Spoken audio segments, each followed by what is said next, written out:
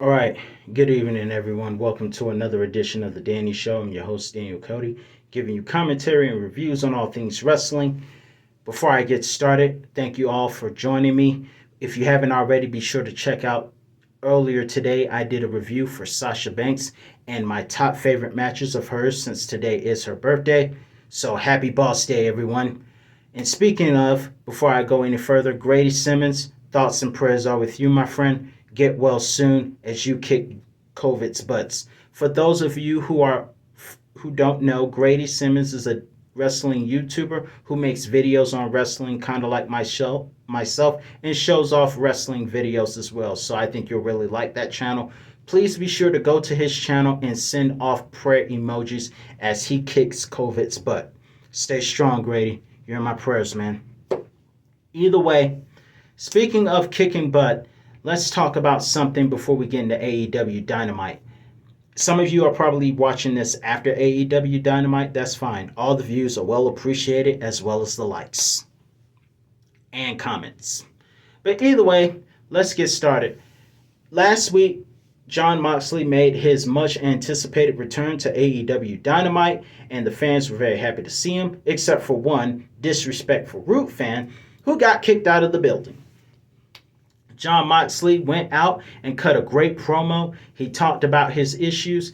The fans were very invested because the arena was graveyard quiet, and that doesn't happen very often. But that's because the fans were very compassionate about what Jon Moxley had to say. But not everyone was celebratory of what Jon Moxley did. Apparently, Bubba Ray Dudley, as I like to call him for humor, some of you who watched WWE during the Attitude Era get the humor of that, but I don't endorse that type of stuff. I just call him that because that's what he used to be in the Attitude Era, and it is very sick and twisted. But either way, Bubba Ray Dudley had some choice words about his opinion on Jon Moxley's return. I will read what he said. And I quote, I did enjoy that they started off with Jon Moxley on AEW Dynamite. They came out with a bang. People were ready for it, and Moxley said what he needed to say. However, I would have liked to have heard just a little bit of accountability from Jon. I understand the whole demons thing, and we always use the word demons as a creative word to get around the real issues. It is a real issue. Whether it's an alcohol issue or it's a drug issue. In Tommy Dreamer's case, it's an eating issue. Everyone has some kind of demon that they have to get around. We have our demons. These demons got the best of Jon for a period where he had to step away from AEW. He would I would have liked to have heard him say a bit of an apology to the AEW fans. You don't have to apologize to the boys, even though the boys do count on you, but any one of those guys and gals could have had the same problems that you did. And trust me, I came up in an era where a slew of men and women had their demons. The fans expect a little bit more from you. What about the fans that bought tickets to see AEW and Jon Moxley while Jon was away taking care of his problems? I'm happy that he left and took care of his problems. And he looked incredibly healthy last night. I love everything that he said. I just would have loved to have heard a little bit of accountability. I don't know if I'm sorry is necessarily the right word, but maybe endear yourself a little bit to the crowd if you felt you let them down. What? But many people were in support of Jon Moxley. CM Punk expressed his concern for Moxley as he asked the fans to chant his name as we kept him in the thoughts as he rehabbed himself. Many people from the wrestling world tweeted their support for Jon Moxley, including Thunder Rosa, an AEW female wrestler, and Mick Foley. But an anonymous person said this: Jon Moxley doesn't owe his life or career to anyone. He needed help, he got it, and kicked addiction's butt. What was said next, I cannot repeat. However, I can repeat what Jon Moxley's wife, Renee Young, who has her own podcast, she said simply bad taste. I think that I'm sure that Bubba Ray Dudley meant well in his comments. I'm sure he meant well. But the application of his good intentions was absolutely inaccurate and morally wrong. Listen, if, first off, I'm going to say this. If you have never wrestled with anything, you do not have the right to tell someone what to do. You just don't.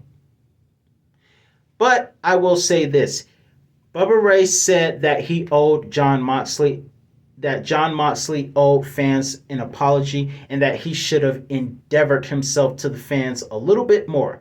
He did, because after explaining the battle that he had with his demons and the conversation he had with his personal devil in a dream, he thanked the fans that supported him. So he didn't need to apologize. That was thank you enough to me. When he said thank you, that was enough for me. And the fact that he was willing to step off to get help for himself, that is accountability to me, and that is what a role model should be. I will say this in a parable. Peacock, when you gear up for the big pay-per-views like the Royal Rumble, you will notice that all of the years from the Ruthless Aggression era are on premium. You want to know why they're not free? Not because they want you to pay for it, but because they don't want you to see what WWE wants you to forget. And we all know what WWE wants us to forget. And the particular person that WWE wants us to forget, I won't say names, but that guy needed some therapy. And if I could be wrong, but had he stepped down, he probably would have been alive today. I don't know. But either way, if you step out to get help, you got my respect and you got my applause. And he said, you should apologize to the fans because fans were looking for you. Let me tell you something. The fans knew. The fans knew what was going on. We weren't dumb. We were aware of what was going on.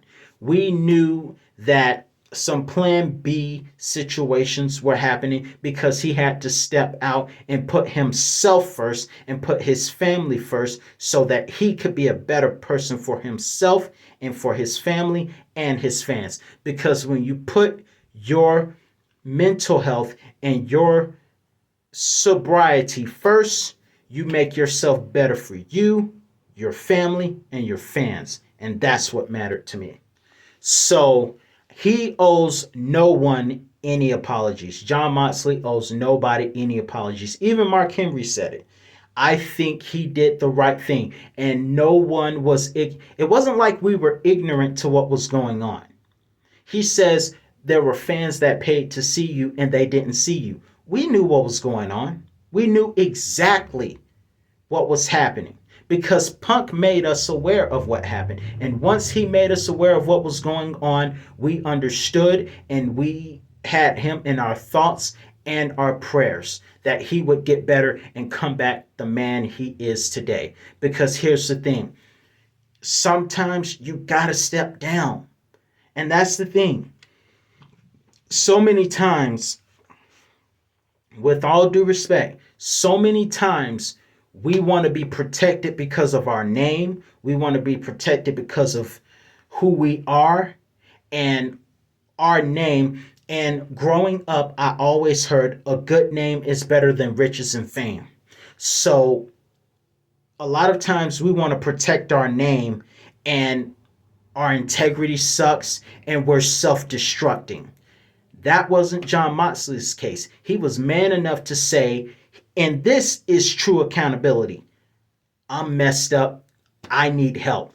And he needed to get help, not just for himself, but for his family. Because he has a wife and a child. And if that doesn't make you get help, I don't know what does. Heck, that's why Shawn Michaels turned his life around to the good Lord, because he wanted to be better for his wife and his children. So, as far as I'm concerned, no apologies needed. And the fact that he thanked the fans was enough. So, but I will say this. People, the way he said, and I'm going to leave you with this note, the way he said demons, it was almost as if he was taking it lightly. And that's something you never do. You never take that lightly. Demons come in all shapes, forms, and sizes. Suicide, you have depression, you have eating disorders, you have hoarding disorders, you have drugs, alcohol, and addiction to that realm of the internet. Some of you know what I'm talking about. It comes in all shapes, forms, and sizes, and it cannot be taken for granted. Sometime later on this year, we will be coming up on a day where we have to look back and remember what happened when Jeff Hardy, we all remember what happened with Jeff Hardy in TNA in his match against Sting. If Jeff Hardy had stepped off, none of that would have happened. But that is a scar. Okay, think about this. If Jon Moxley did not decide to step down and get help instead of trying to stay on camera all the time, he probably would have did the same thing Jeff did. Who knows? You can't underestimate this stuff. But the fact that he stepped off to get help for himself is something I applaud. Speaking of Jeff Hardy, I cannot wait to see Jeff and Matt reunite in the month of March. I don't know when, but in the month of March, they will be united. Not in AEW, but somewhere. Not WWE, of course. But I can't wait to see Jeff Hardy get back. I'm glad to see him doing well. We don't know if he was really with drug issues at the time of the WWE release. Also, thank you guys for the 120 plus views on that video. But either way, listen, this is not something you take lightly, and Jon Moxley did everything perfectly. He thanked the fans, and he did take accountability. The fact that he got help, that's enough accountability to me. So I think Bubba Ray was a little bit wrong, but that's my opinion. That's my wrestling opinion. What is your wrestling opinion on Bubba Ray Dudley? Was Bubba Ray right for what he said, or was he wrong for what he said? I disagree. I think Jon Moxley did everything perfectly. But what's your take on the situation? Let me know in the comment section below. Have a great night. Enjoy Dynamite. This is The Danny Show. Peace in the sight.